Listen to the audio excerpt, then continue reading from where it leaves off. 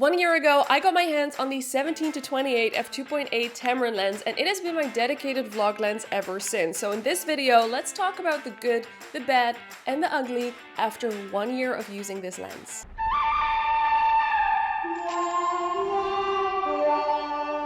The Tamron 17-28 is a full-frame f2.8 lens, and what is interesting about this lens is that it has a constant f2.8 aperture throughout the zoom range. Now, during the day, the f2.8, you're not going to use it unless you have an ND filter, but at night, this gives you a lot more opportunity to shoot in low light situations without any noise, as a lot of light can come into the lens. So this makes this lens a lot more versatile. What makes this lens so great for vlogging is the focal range, especially on the wide end. It has 17mm, which means that it is wide enough to shoot yourself and the surroundings to really capture that story that you're trying to tell in your vlogs. Now, the competitor that you're all looking at, the 16-35, only is a millimeter wider, so is that really worth the extra money? No. However, that lens is more versatile than this one, as you can zoom in a bit more to 35, whereas this one can only zoom into 28. Although the Sony lens is more versatile, the Tamron lens is actually super light and it's made of plastic, but durable plastic in my opinion. I've been using this for a year and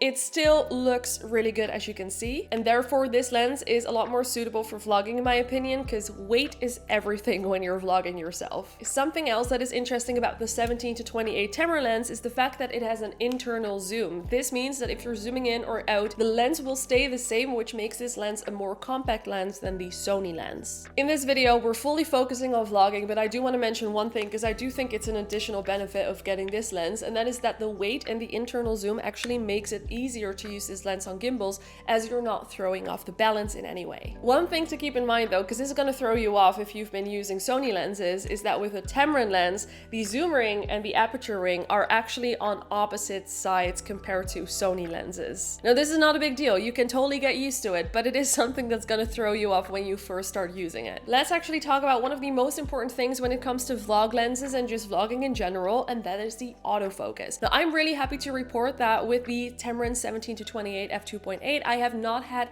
any issues regarding the focus. I have been using this lens in combination with the Sony a7S III, which has insane autofocus, so maybe that helps. Either way, the focus for me in the past year has been really great, and the autofocus also has been quiet. I've not really heard this lens at all. One thing to keep in mind, if this is important to you, is the fact that this lens does not have an AF and MF button on the lens. For me personally, this doesn't matter at all, because I'm actually happy that I will not accidentally toggle on the manual focus as I'm vlogging, but maybe this is something for you to keep in mind. At the beginning of this video, I said the good, the bad, and the ugly, and so far we've mostly been talking about the good, so let's talk about the bad. I think the worst thing about this lens is that it does not have any image stabilization. Especially using this as a vlogging lens, when you're out and about and you're just walking around, you need as much stabilization as you can get. So with the 17-28 Tamron lens, we fully have to rely on the in-body image stabilization of our camera. I really wish that this lens had stabilization, but I guess we cannot have it all. For me personally, a lightweight wide-angle lens with an internal zoom is way more interesting when it comes to vlogging than a little bit more of a versatile zoom range.